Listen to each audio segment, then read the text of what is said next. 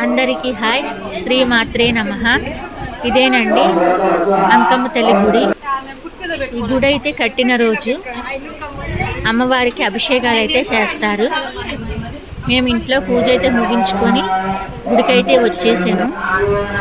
ఉదయం అయితే పసుపు కుంకుమ కలిపిన నీళ్లతోటి అమ్మవారికి ఆవు పాలతోటి అభిషేకం అయితే చేసాము. మా చేతులతో మేమే చేసుకున్నాము. అభిషేకాలు అయిపోయిన తర్వాత అమ్మవారిని అయితే ఇలాగ అలంకరించారు.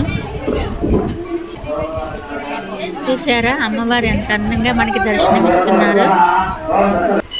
అలంకరణ అయిన తర్వాత పూజ అయితే స్టార్ట్ అయ్యింది. పూజ అయిపోయిన తర్వాత భక్తులైతే ఎవరి చేత్తో వాళ్ళు కొబ్బరికాయలు అయితే కొట్టుకోవచ్చు.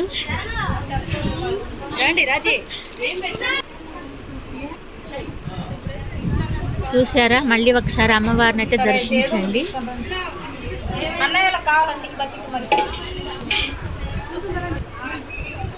ఇక్కడైతే ప్రసాదాలు అయితే పంచుతున్నారు. హల్వా, పులిహోర, చక్కెర పొంగలి, దద్దోజనం అయితే ప్రసాదాలు పెడుతున్నారు.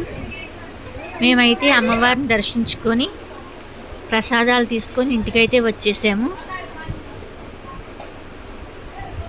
అలాగే ఫస్ట్ టైం మన వీడియోస్ చూస్తున్నట్టయితే లైక్ చేయండి, షేర్ చేయండి, సబ్స్క్రైబ్ చేసుకోండి. Thanks for watching.